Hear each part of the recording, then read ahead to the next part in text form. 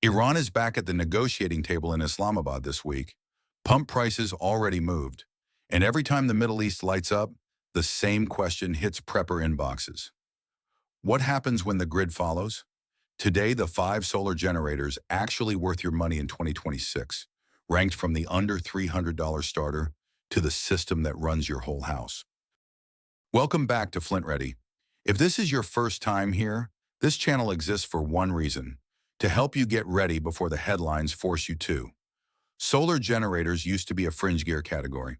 In 2026, with 3 Middle East flashpoints in the last 30 days and cyclical grid strain running into summer, they are mainstream prep. The problem is the market is flooded. Every brand says theirs is the best.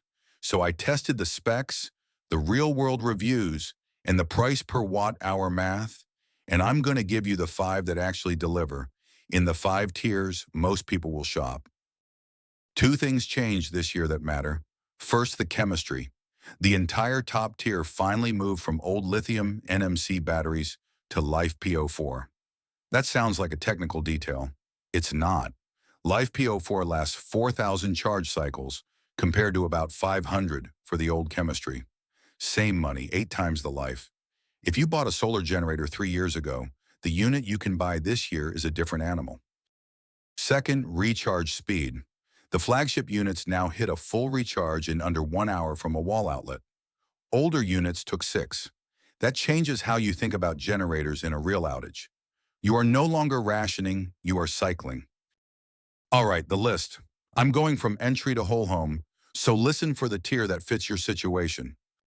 First pick, the entry tier, around $300. This is the unit you want if you live in an apartment, you're prepping for a 6 to 12 hour blackout, and you mainly need to keep phones, laptops, a CPAP, a small fridge for a few hours, and lights. At this tier, you're looking at roughly 300 watt-hours of capacity and 300 watts of continuous output. It will not run your microwave, but it will keep you connected and keep critical, small electronics alive overnight. This is the cheapest insurance policy in the prep world. Second pick, and this is the one I recommend for 90% of viewers. You're looking at the 1,000 watt-hour class. The current standout has a Guinness-verified 49-minute full recharge from wall power, 1,800 watts of continuous output, 2,400 watts surge, and LiFePO4 chemistry. With a small solar panel bundled in, current street price is around $650. For that money, you get a unit that will run a full-size refrigerator for about 12 to 15 hours, recharge laptops dozens of times, run a CPAP all night for several nights, and handle a coffee maker in the morning. If you buy one solar generator and you're done, this is it. Third pick, the mid-tier, around $1,700. You step up to roughly 2,000 watt-hours of capacity and 2,200 watts of continuous output. 65-minute recharge, 3,500 plus charge cycles, which means if you cycle this unit every single day for almost 10 years, it's still going. This tier is for the household that wants to run multiple appliances at once during an outage. Fridge, freezer, lights, internet, and a window AC unit on a hot day. It's also the smallest unit I'd consider for a remote work setup during a multi-day grid event. Fourth pick, we're now in serious home backup territory, around $2,500 to $3,000. You get 4,000 watt-hours of base capacity, and the same unit pairs with a smart electrical panel that lets it back up your entire breaker box automatically the moment the grid drops. Critical detail, this tier expands. You can chain extra battery modules and push total capacity up to 12,000 watt-hours. That's enough to run a household's essential loads for a couple of days without any sun, and indefinitely with a panel array. This is where solar generator stops being a gadget and starts being infrastructure. Quick pause. If this breakdown is helping you cut through the marketing noise, hit subscribe. That's the cost of admission for a channel that does the homework so you don't have to. Now back to the list. Fifth pick, the premium tier, $5,000 and up. The defining feature at this level is 240-volt output. That matters because most American homes have appliances that need 240. Well pumps, electric dryers, central AC compressors, electric stoves. A unit at this tier can actually run those. Combine that with battery expansion modules and a roof or ground solar array, and you have a system that survives a multi-week grid outage indefinitely.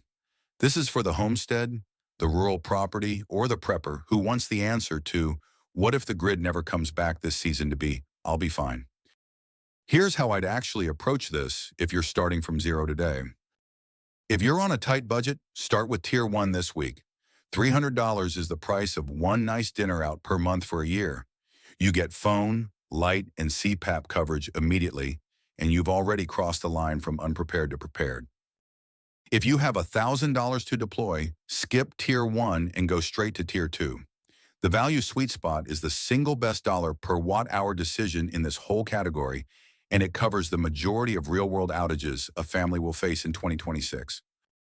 If you're planning for grid instability lasting days, not hours, move to Tier 3 or Tier 4.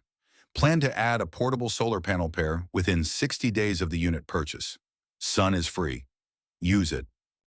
Tier 5 is a multi-$1,000 commitment. Only make it if you're ready to also commit to roof or ground panels and a smart panel install. Otherwise, it's overkill. That's the list. 5 units, 5 tiers. Every one of them runs the chemistry that lasts and recharges fast enough to actually work in an outage. Drop a comment below. Which tier are you shopping, and what's the loadout you're trying to keep alive when the lights go out?